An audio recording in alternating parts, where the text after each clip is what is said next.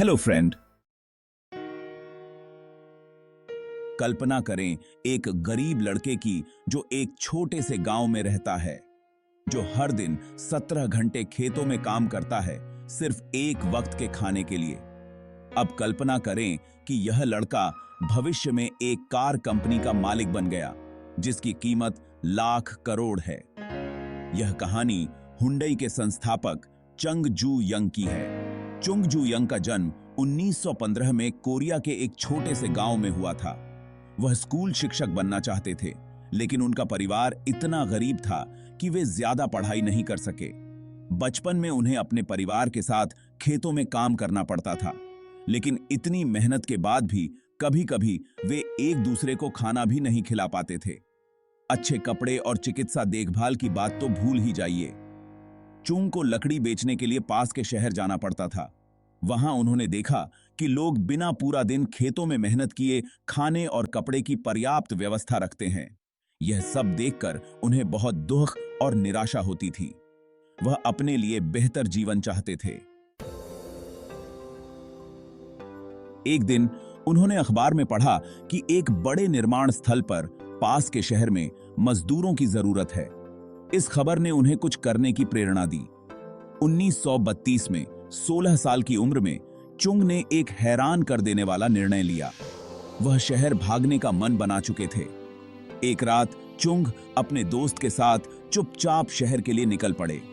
लगभग 160 किलोमीटर चलने के बाद वह कोवोन शहर पहुंचे और एक निर्माण मजदूर के रूप में काम करना शुरू किया।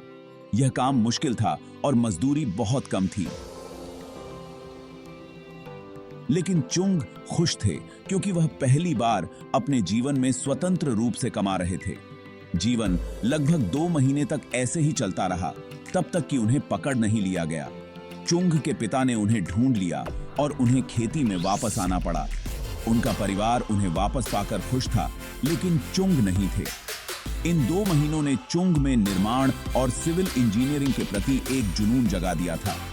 साथ ही उन्हें पता था कि वह कभी भी खेतों में काम करके गरीबी को मात नहीं दे पाएंगे, और इसी कारण उन्होंने 2 बार और भागने की कोशिश की, लेकिन हर बार उनके पिता उन्हें ढूंढ लेते थे।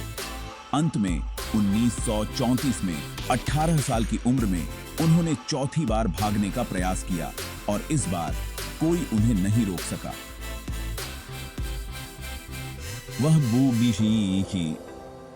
वह सियोल पहुंचे, जो आज दक्षिण कोरिया की राजधानी है। वहां उन्होंने जो भी काम मिला किया। पहले एक निर्माण मजदूर, फिर एक कारखाना कर्मचारी, और अंततः उन्हें बोक्यांग राइस स्टोर में एक डिलीवरी बॉय की नौकरी मिली। ग्राहक और दुकान के मालिक उनके काम से इतने प्रभावित हुए कि सिर्फ 6 महीनों में वह दुकान के प्रबंधक बन गए। इसके बाद चुंग ने दुकान को बढ़ाने के लिए बहुत मेहनत की। 1937 में दुकान के मालिक गंभीर रूप से बीमार हो गए और एक चौंकाने वाला निर्णय लिया। चुंग की कड़ी मेहनत की वजह से उन्होंने दुकान को उन्हें सौंप दिया। 22 साल की उम्र में चुंग एक कर्मचारी से व्यवसाय के मालिक बन गए थे। अगले 2 सालों में चुंग ने और भी कड़ी मेहनत की, बाजार में विश्वास और प्रतिष्ठा बनाई, जिससे उन्हें अपना व्यवसाय बढ़ाने में मदद मिली। सब कुछ ठीक चल रहा था, लेकिन फिर अचानक एक त्रासदी घटी। यह द्वितीय विश्व युद्ध का युग था और जापान कोरिया पर शासन कर रहा था।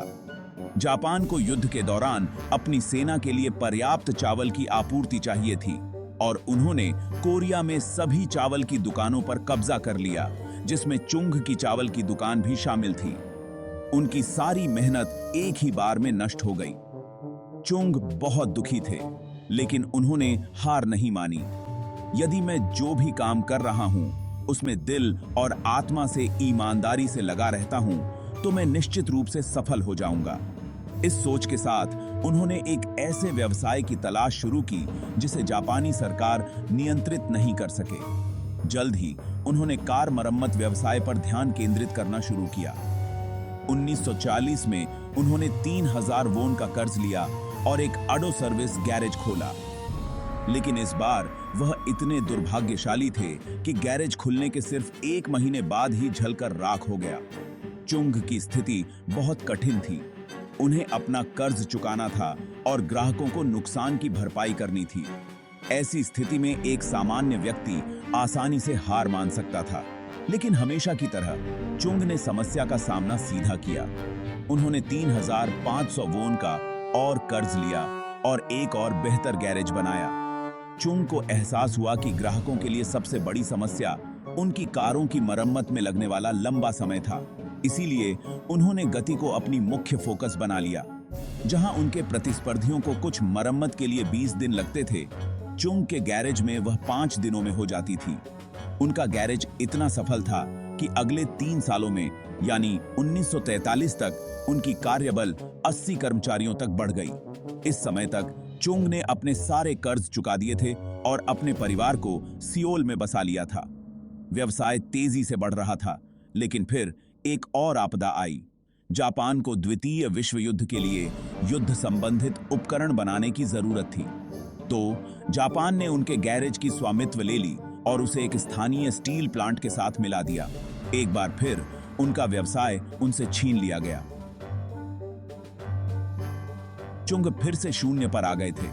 उन्हें अपने परिवार के साथ अपने गांव वापस लौटने के लिए मजबूर होना पड़ा, लेकिन इस बार उनके पास 50,000 वोन बचे थे और उन्हें विश्वास था कि वह एक और व्यवसाय स्थापित कर सकते हैं। द्वितीय विश्व युद्ध के अंत के साथ कोरिया में जापान का शासन भी समाप्त हो गया। कोरिया के उत्तरी क्षेत्रों पर सोवियत संघ का प्रभाव था और दक्षिणी क्षेत्रों पर अमेरिका का। उन्होंने द्वितीय विश्व युद्ध में जापान के खिलाफ युद्ध लड़ा था, इसीलिए कोरिया उत्तर और दक्षिण कोरिया में विभाजित हो गया था। 1946 में चुंग सियोल वापस आए और अपना कार मरम्मत व्यवसाय फिर से शुरू किया। व्यवसाय पुराना था, लेकिन इस बार नाम नया था, हुंडई ऑटो सर्विस। हुंडई का मतलब आधुनिक होता है। कार मरम्मत व्यवसाय अच्छे से चल रहा था और तभी चुंग ने देखा कि अमेरिका अपने सैन्य बलों के लिए इमारतें बना रहा है। उन्होंने निर्माण व्यवसाय में एक बड़ी संभावना देखी। उनके पास निर्माण का अधिक अनुभव नहीं था, लेकिन उनके पास वह जुनून था जो उन्होंने पहले एक मजदूर के रूप में काम करते समय प्राप्त किया था। इसीलिए 1947 में 31 साल की उम्र में उन्होंने हुंडई सिविल वर्क्स कंपनी बनाई और निर्माण व्यवसाय में प्रवेश किया। शुरुआत में उन्हें कई छोटे प्रोजेक्ट मिले, लेकिन 1950 के दशक की शुरुआत में उनकी कंपनी को बड़े निर्माण प्रोजेक्ट मिलने लगे और अब यह उनका मुख्य व्यवसाय बन गया था। सब कुछ ठीक चल रहा था, लेकिन कहानी में एक और मोड़ आया। जून 1950 में उत्तर कोरिया ने दक्षिण कोरिया पर हमला किया। उत्तर कोरियाई सेना सियोल के बहुत करीब थी, इसीलिए चुंग को अपनी सभी बचत के साथ पुसान भागना पड़ा। लेकिन इतनी बड़ी संकट के बाद भी चुंग ने हार नहीं मानी। उस समय अमेरिकी सेना उत्तर कोरियाई सेना के खिलाफ दक्षिण कोरिया के साथ लड़ रही थी और उन्हें टेंट, गोदाम और सेना मुख्यालय की जरूरत थी। चुंग ने देखा कि अमेरिकियों के पास पैसे की कोई कमी नहीं थी, उन्हें बस विश्वसनीय और समय पर डिलीवरी चाहिए थी, और चुंग ने उन्हें यही दिया। उन्होंने एक छोटी टीम के साथ शुरुआत की और कर सकते हैं मोट्टो अपनाया। अगर कीमत सही है तो वे किसी भी निर्माण परियोजना को कर लेंगे। एक युद्ध चल रहा था और उन्हें कई समस्याओं और नुकसान का सामना करना पड़ा, लेकिन एक बार जब उन्होंने अपना शब्द दिया तो उन्होंने कभी भी किसी परियोजना को अधूरा नहीं छोड़ा। इस विश्वसनीयता के कारण उन्होंने अमेरिकियों के साथ मजबूत संबंध बनाए। युद्ध 1952 में समाप्त हुआ, लेकिन चुंग को अमेरिका से अनुबंध मिलते रहे। बाद में देश को पुनर्निर्मित करने के लिए दक्षिण कोरियाई सरकार तेजी से पुल, बांध और सड़कों का निर्माण शुरू किया। हुंडई ने इसमें मुख्य भूमिका निभाई और व्यवसाय में तीव्र वृद्धि देखी। दक्षिण कोरिया का सबसे बड़ा बांध, सोयंग बांध, और सबसे महत्वपूर्ण एक्सप्रेसवे, क्युंगबू एक्सप्रेसवे हुंडई द्वारा बनाया गया था। 1960 के दशक में चुंग 50 के दशक की शुरुआत में थे और एक सफल निर्माण कंपनी के मालिक बन गए थे, लेकिन वह इससे संतुष्ट नहीं थे। चुंग ने पहले ही हजारों किलोमीटर की सड़कों का निर्माण कर लिया था और अब उन सड़कों पर चलने वाली कारों का निर्माण करने का समय आ गया था। 1967 में चुंग ने हुंडई मोटर कंपनी की स्थापना की। 1968 में उन्होंने फोर्ड के साथ एक डील की जिसमें वह कोर्टीना कारों को असेंबल करने वाले थे। यह संयुक्त उद्यम 2 साल तक सफलतापूर्वक चला। इसके बाद दोनों कंपनियों के बीच विवाद शुरू हो गए। फोर्ड नहीं चाहता था कि हुंडई अपनी खुद की कार बनाए और इसी कारण 1973 में चुंग ने उस साझेदारी को समाप्त कर दिया और तुरंत नए साझेदारों की तलाश शुरू कर दी। उन्होंने जनरल मोटर्स और वोक्सवैगन के साथ उनके निर्माण तकनीक के लिए साझेदारी करने की कोशिश की, लेकिन सभी ने मना कर दिया। अंततः उसी वर्ष उन्होंने जापान के मित्सुबिशी मोटर्स के साथ साझेदारी की। मित्सुबिशी हुंडई को अपनी कार बनाने की तकनीक देने के लिए तैयार था। सबसे अच्छी बात यह थी कि इस डील के अनुसार हुंडई अपनी खुद की कारें बेच सकती थी। इसी समय के आसपास दक्षिण कोरियाई सरकार ने एक आदेश जारी किया कि ऑटोमोबाइल कंपनियों को एक नागरिक कार बनानी चाहिए, एक कार जो सस्ती और विश्वसनीय हो और केवल दक्षिण कोरिया में बने पुर्जे का उपयोग करती हो। 1983 की दशक 1969 में चुंग ने एक नया प्लांट स्थापित किया और हुंडई ने दक्षिण कोरिया की पहली बड़े पैमाने पर उत्पादित कार हुंडई पोनी बनाई। इसकी सस्ती कीमत के कारण यह कार दक्षिण कोरिया में इतनी सफल रही कि हुंडई ने 60% बाजार हिस्सेदारी पर कब्जा कर लिया।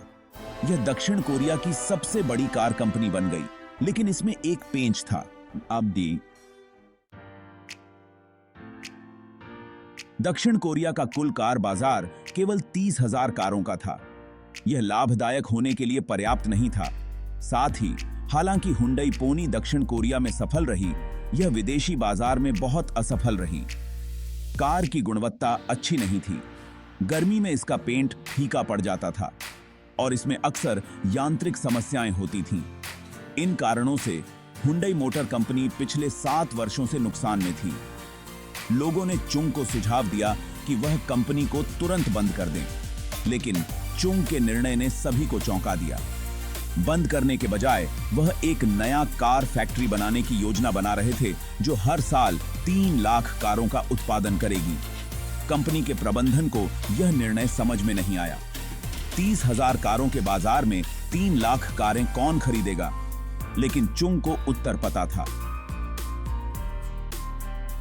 दक्षिण कोरियाई अर्थव्यवस्था तेजी से बढ़ रही थी और हर साल हजारों लोग आर्थिक रूप से सशक्त हो रहे थे। इसका मतलब था कि कारों की मांग आने वाले वर्षों में तेजी से बढ़ने वाली थी। साथ ही हुंडई की नई कारें विशेष रूप से विदेशी देशों में निर्यात के लिए बनाई गई थीं। यह फैक्ट्री 1980 में बनाई गई थी और 1982 में हुंडई ने कई सुधारों के साथ पोनी 2 लॉन्च किया। यह कार न केवल दक्षिण कोरिया में बहुत बड़ी हिट थी, बल्कि इसे अफ्रीका, लैटिन अमेरिका और कनाडा में भी सफलतापूर्वक निर्यात किया गया था। अगले कुछ वर्षों में हुंडई ने 4 लाख कारें बेचीं और लाभदायक हो गईं। हुंडई अब वैश्विक स्तर पर एक अच्छी कार कंपनी के रूप में स्थापित हो गई थी। लेकिन दुनिया का सबसे कठिन और सबसे बड़ा कार बाजार यूएसए अभी भी चुनौती बना हुआ था। अंतर्राष्ट्रीय स्तर पर एक प्रमुख कार कंपनी बनने के लिए यूएसए में सफल होना महत्वपूर्ण था। जब हुंडई ने यूएस बाजार का अध्ययन किया तो उन्हें एहसास हुआ कि जापान ने कॉम्पैक्ट कार सेगमेंट पर कब्जा कर लिया है और अमेरिकी कार बाजार में पहले से ही भारी प्रतिस्पर्धा थी। इसीलिए हुंडई ने सब कॉम्पैक्ट कार बाजार को लक्षित किया, जहां प्रतिस्पर्धा नगण्य थी। साथ ही हुंडई ने देखा कि यूएसए में एक बड़ा सेकंड हैंड कार बाजार है। उन्होंने अपने नए हुंडई एक्सेल को एक सेकंड हैंड कार की कीमत पर पेश किया, वह भी 5 साल की वारंटी के साथ। इस रणनीति ने यूएसए के कार बाजार को हिला दिया। सेकंड हैंड कार खरीदार तुरंत हुंडई एक्सेल की ओर शिफ्ट हो गए। 1983 में 86 में हुंडई ने यूएसए में लगभग 1,70,000 एक्सेल बेचे। 1987 में उन्होंने लगभग 2,60,000 कारें बेची। इन वर्षों में हुंडई एक्सेल यूएसए में सबसे अधिक बिकने वाली आयातित कार बन गई। तब तक किसी अन्य कार कंपनी ने यूएस बाजार में इतनी प्रारंभिक सफलता नहीं देखी थी और इसके साथ ही हुंडई एक प्रमुख कार कंपनी के रूप में वैश्विक स्तर पर स्थापित हो गई। उस वर्ष 72 साल की उम्र में चुंग हुंडई से सेवानिवृत्त हो गए और मानद अध्यक्ष बन गए। इसके बाद उनके भाई और बेटे ने कंपनी का प्रबंधन किया और उसी प्रकार की दृढ़ संकल्प के साथ कंपनी का नेतृत्व किया। आज हुंडई दुनिया की तीसरी सबसे बड़ी कार कंपनी है। सिर्फ 2022 में उन्होंने लगभग 40 लाख कारें बेचीं। भले ही वैश्विक स्तर पर हुंडई अपने कार व्यवसाय के लिए जाना जाता है, लेकिन बहुत कम लोग जानते हैं कि हुंडई समूह में 42 कंपनियां हैं। उदाहरण के लिए हुंडई एलिवेटर, हुंडई सूचना प्रौद्योगिकी और हुंडई हेवी इंडस्ट्रीज दुनिया की सबसे बड़ी शिप बिल्डिंग कंपनी। और हुंडई के कारण दक्षिण कोरिया जापान से आगे निकल गया और दुनिया का सबसे बड़ा शिप बिल्डिंग देश बन गया। दक्षिण कोरिया के लिए हुंडई कोई साधारण कंपनी नहीं है। हुंडई एक संस्था है जिसने देश का पुनर्निर्माण किया, हजारों नौकरियों का सृजन किया और दक्षिण कोरिया को वैश्विक मान्यता दिलाई। और यह सब एक गांव के लड़के ने शुरू किया जिसके पास भोजन, शिक्षा, स्वास्थ्य देखभाल जैसी बुनियादी सुविधाएं भी नहीं थीं, लेकिन उसके पास अथाह जुनून, दृष्टि और सबसे महत्वपूर्ण, बेहतर के लिए एक इच्छा थी। Thank you. Please subscribe my channel.